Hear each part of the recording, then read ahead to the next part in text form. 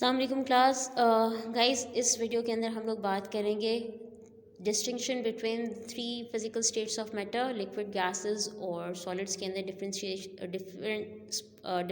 Point of differentiation की in fact बात करेंगे। ठीक है, तो वन बाय वन हम सारी प्रॉपर्टीज़ को डिस्कस करेंगे। फर्स्ट प्रॉपर्टी हमारे पास गिवन है, that is shape and volume. Solids की अगर हम बात करते हैं तो सॉलिड्स की डेफिनेट शेप, डेफिनेट वॉल्यूम हुआ करता है, जबकि लिक्विड्स की अगर हम बात करते हैं तो उनका वॉल्यूम डेफिनेट होता है लेकिन शेप नहीं हुआ करती है डेफिनेट लिक्विड्स की। ठीक है, लिक्विड को जिस शेप के कंटेनर में डाला जाता है, पोर किया जाता है, वो उसी शेप में ख़ुद को कन्वर्ट कर लिया करते हैं। So liquid do not have any definite shape but they do have the definite volume. जबकि अगर हम गैसेस की बात करते हैं तो गैसेस का ना ही डेफिनेट वॉल्यूम हुआ करता है और ना ही उनकी डेफिनेट शेप हुआ करती है। क्यों? क्योंकि गैस के मॉलिक्यूल्स बहुत दूर दूर हुआ करते, they are far apart from each other, right? That's why they don't have any kind of definite shape, neither they have the definite volume. Second factor जो हम लोग इस डिफ्रेंसिएशन में देखने वाले हैं, दैट इज़ कंप्रेसिबिलिटी। कि कंप्रेसिबिलिटी मीन प्रेस करना, क्या इन तीनों फॉर्म्स में कंप्रेसिबिलिटी फैक्टर होता है या नहीं। तो अगर हम सॉलिड्स की बात करते हैं तो सॉलिड्स आर लीस्ट कंप्रेसिबल। क्यों ये सबसे कम कंप्रेसिबल होते हैं? क्योंकि इनके अंदर जो इंटर एटॉमिक स्पेसेस हैं वो नहीं हुआ करती हैं।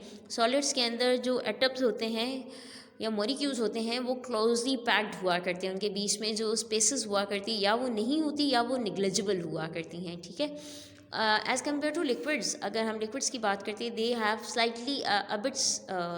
Slightly more space as compare to solid. Liquids के अंदर सॉलिड्स के मुकाबले में कंपैरेटिवली ज़्यादा स्पेस हुआ करती है। ठीक है, जिसकी वजह से उनको कुछ हद तक, थोड़ा सा, टू सम एक्सटेंट इनको कंप्रेस किया जाता है। जबकि अगर हम गैसेस की बात करते हैं, gases molecules are far apart from each other, that's why they are highly compressible, right.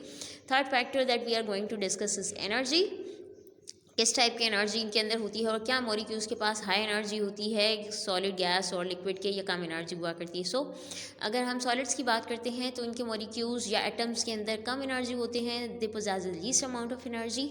Liquids की बात करते हैं तो liquid molecules possesses moderate value of energies, whereas if we talk about the gases molecules are highly energetic and they have lots of energy for the movement because they are far apart from each other and they don't have attractive forces among the molecules. Gas के molecules क्योंकि एक दूसरे से दूर होते हैं, उनके बीच में अट्रैक्टिव फोर्सेस एज सच नहीं हुआ करती, जिसकी वजह से इनके मॉलिक्यूल्स हाईली एनर्जेटिक होते हैं, वो रैंडम मूवमेंट शो किया करते हैं, right. Next is molecular motion.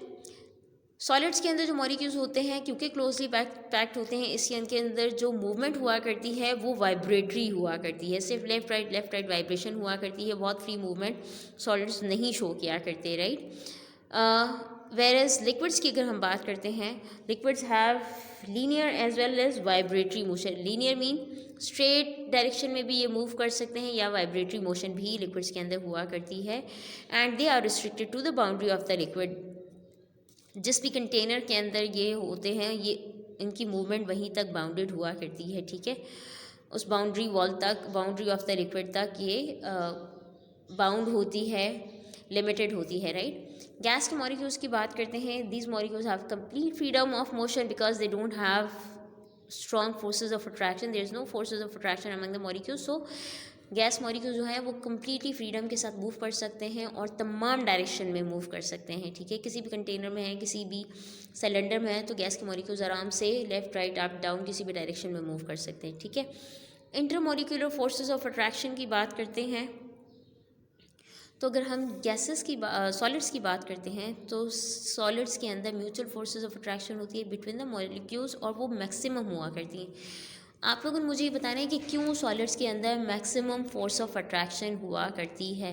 ठीक है, इसके अलावा अगर हम लिक्विड्स की बात करते हैं तो इनमें भी forces of attraction between the molecules होती हैं, लेकिन ये सॉलिड्स के मुकाबले में, सॉलिड्स के कंपैरिजन में कंपैरेटिवली लेस हुआ करती हैं। ठीक है, जबकि अगर हम गैसेस की बात करते हैं तो force of attraction between molecules are almost negligible, तकरीबन फोर्सेस ऑफ अट्रैक्शन नहीं होती। क्यों?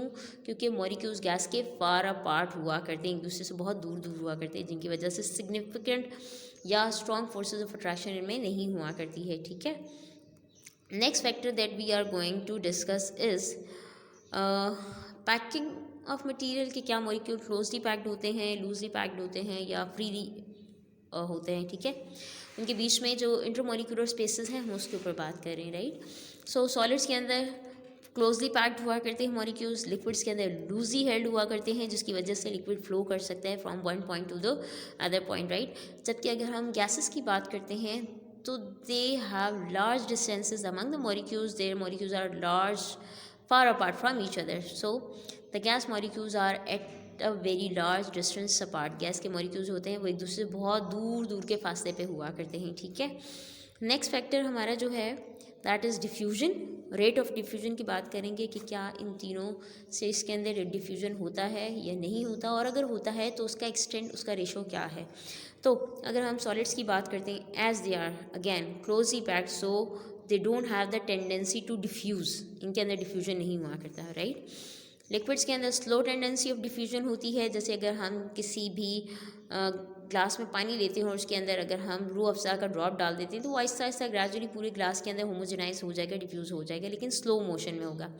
जबकि अगर हम गैसेस की बात करते हैं, gases have high tendency of diffusion. आप लोगों ने मुझे ये बताना है कि क्यों लिक्विड्स के अंदर स्लो टेंडेंसी ऑफ डिफ्यूजन हुआ करती है और गैसेस के अंदर हाई टेंडेंसी ऑफ डिफ्यूजन हुआ करती है, ठीक है। This is the second question of your that you have to solve in your notebooks as well, right. Last हमारा जो फैक्टर है that is density. Density is defined as mass per unit volume. कि किसी भी substance की density का मतलब होता है कि उसके एक यूनिट वॉल्यूम के अंदर, एक स्पेसिफिक वॉल्यूम के अंदर कितना मास कंसिस्ट करते हैं, कितना मास एग्जिस्ट किया करते हैं, ठीक है। तो क्योंकि अगर हम सॉलिड की बात करते हैं तो उनकी छोटी सी स्पेस के ऊपर ही बहुत सारे मॉलिक्यूल्स जो होते हैं वो क्लोजली पैक्ड हुआ करती हैं, इसलिए सॉलिड्स की जो डेंसिटी होती है वो हाई हुआ करती है, राइट। लिक्विड्स के अंदर लूजली अटैच हुआ करते हैं molecules, so liquids has less density as compare to solids.